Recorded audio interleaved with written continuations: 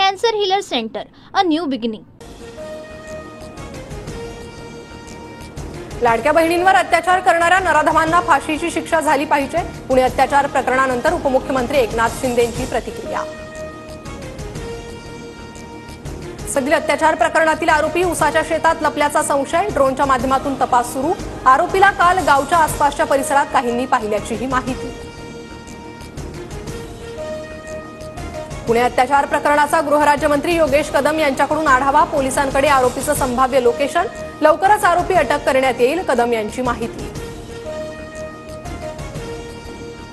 पुणे अत्याचार प्रकरणी पोलीस आयुक्त अमितेश कुमार, पोलीस आयुक्त रंजन शर्मा आणि डीसीपींची बैठक, सीएमओ कार्यालयात अहवाल देण्याबाबत चर्चा। पुणे अत्याचार प्रकरणातील आरोपी दत्तात्रय गाडे फरार घोषित, आरोपीची माहिती देणाऱ्याला पोलिसांकडून 1 लाखांचं बक्षीस, डीसीपी स्मार्तना पाटील यांची माहिती। पुणे अत्याचार प्रकरणातील आरोपी दत्तात्रय गाडे 48 तासांपासून फरार, पोलिसांच्या 13 पथकांकडून आरोपीचा शोध सुरू। पुणे अत्याचाराच्या घटनेनंतर परिवहन मंत्री प्रताप सरनाईक ॲक्शन मोडवर, महिला प्रवाशांच्या सुरक्षेसंदर्भात मंत्रालयात सरनाईकांच्या उपस्थितीत बैठक। पुणे अत्याचार घटना प्रकरणानंतर विरोधक आक्रमक, पुण्याच्या पालकमंत्री आणि पोलीस आयुक्तांना जाब विचारायला हवा, राऊतांची टीका, तर पोलीस आयुक्त चॉकलेट खात बसलेत का, वडेट्टीवारांचा संतप्त सवाल। उद्धव ठाकरेंकडून फोन करत वसंत मोरेंसह कार्यकर्त्यांचं कौतुक, स्वारगेट बसस्थानकातील अत्याचाराच्या घटनेनंतर आंदोलन केलं होतं। पुणे शिवशाही बस अत्याचार प्रकरणातील शिवशाही बसची रात्री फॉरेन्सिक तपासणी, पुरावा नष्ट होऊ नये म्हणून पोलिसांची खबरदारी। पुणे अत्याचाराच्या घटनेची राष्ट्रीय महिला आयोगाकडून दखल, 3 दिवसात अहवाल सादर करा, पोलीस महासंचालकांना पत्र।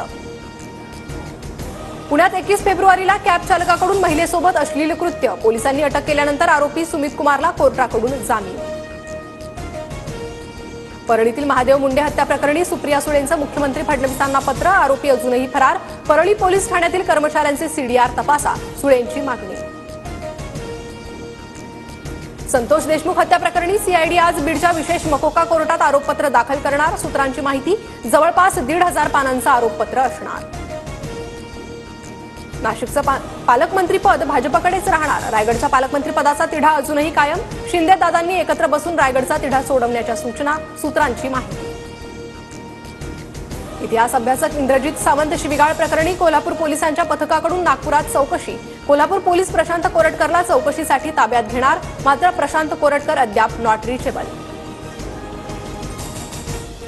प्रशांत कोरटकरवर कारवाईच्या मागणीसाठी कोल्हापुरात आंदोलन, खासदार शाहू छत्रपती आंदोलनात सहभागी, कोरटकरला अटक झाली पाहिजे, शाहू महाराजांची मागणी। मराठीतून एमए करणाऱ्या अतिरिक्त वेतन वाढ नाही, ठाणे महापालिकेचं परिपत्रक, पालिकेच्या निर्णयाविरोधात मनसेचा ठाणे पालिकेवर मोर्चा। भाजपकडून पक्षाचा विस्तार आणि वाढीसाठी जोरदार हालचाली सुरू, माथाडी युनियनच्या तब्बल 29,000 कामगारांचा भाजपमध्ये प्रवेश।